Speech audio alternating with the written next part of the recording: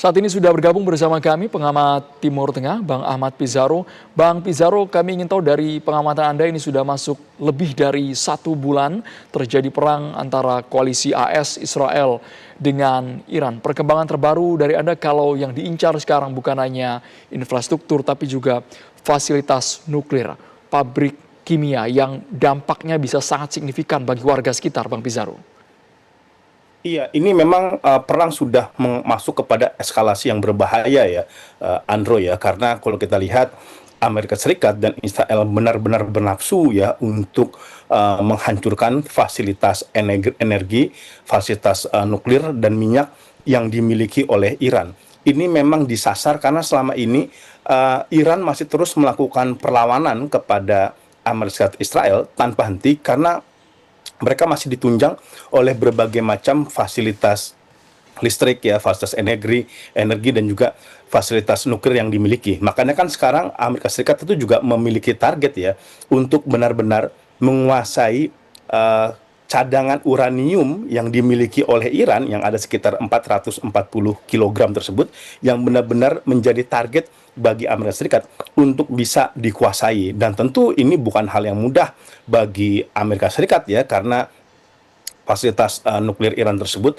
itu tersimpan benar-benar di dalam bunker yang sangat dalam sekali, yang itu tidak mungkin bisa dilakukan oleh Amerika Serikat secara mudah ya. Makanya sekarang Amerika Serikat dan Israel mencoba menghabisi terlebih dahulu fasilitas energi, fasilitas listrik, dan fasilitas strategis lainnya untuk memudahkan mereka bisa melemahkan Iran hingga kemudian target mereka untuk menguasai fasilitas uranium yang tersisa, target mereka untuk menguasai Pulau Hark ya, itu bisa dilakukan Andrew dengan lebih mudah tanpa ada hambatan. Tapi tentu Iran ini kan sudah mempersiapkan perang ini panjang. Dia sudah tahu Donald Trump dan Benjamin Netanyahu itu juga memiliki misi untuk menghabisi fasilitas nuklir Iran. Makanya sekarang mereka betul-betul sangat dalam kondisi siap siaga, serangan dibalas serangan. Kemarin kita melihat ya, bahkan sekarang Iran itu mulai menyerang fasilitas digital, fasilitas big tech Amerika Serikat yang ada banyak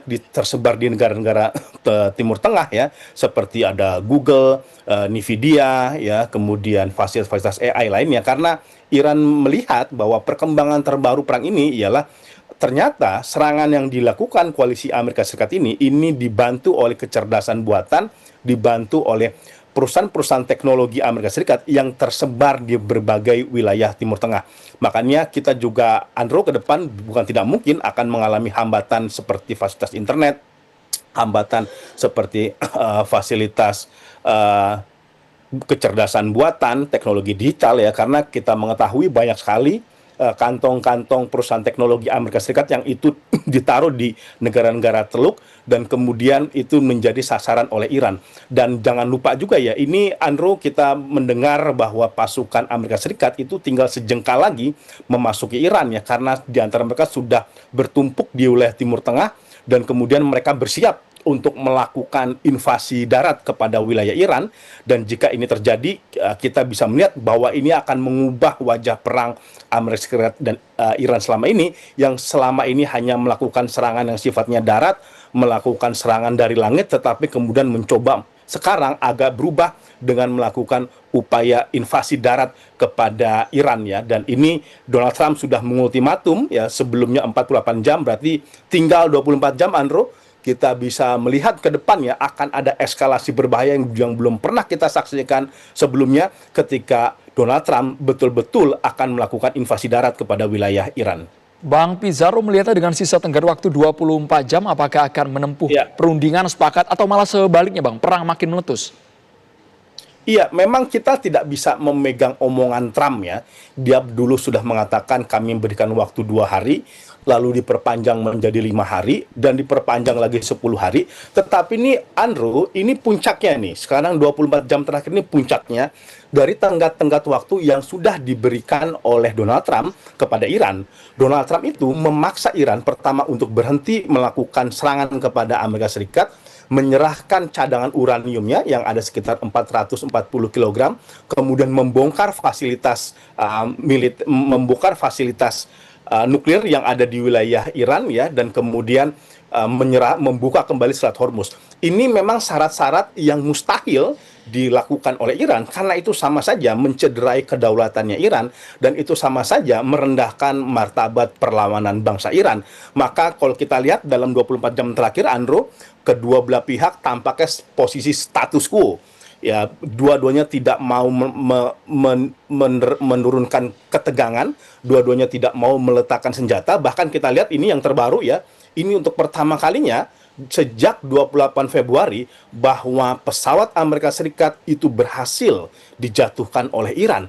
Padahal kita mengetahui ya, Peter Hegseth selama Menteri Perangnya Amerika Serikat mengatakan fasilitas militer Iran itu sudah tidak bisa melakukan perlawanan, sistem pertahanan udaranya sudah tidak banyak berfungsi, bahkan Navy-nya itu sudah bisa dihancurkan oleh Amerika Serikat. Tetapi jatuhnya dua pesawat Iran dan bahkan ada satu yang masih hilang, walaupun klaim dari Washington mereka bisa ditemukan, ini ternyata mengubah wajah perang pada hari ini, bahwa ternyata kekuatan udara Amerika Serikat yang selama ini bahkan tidak pernah dijatuhkan oleh Iran, bahkan gagal dijatuhkan, itu sudah terjadi sekarang ya. Dan artinya Iran itu sudah mempersiapkan jika kemudian terjadi invasi darat kepada wilayah Iran, mereka sudah sangat siap, mereka sudah memahami pola peperangan yang sudah berlangsung dari lebih dari sebulan ini, bagaimana pola serangan darat Amerika Serikat, bagaimana pola serangan udara Amerika Serikat, dan bagaimana ketika dia masuk kepada wilayah Iran. Dan ini kita bisa melihat ini bisa menjadi misi suicide, ya, the political suicide, the military suicide,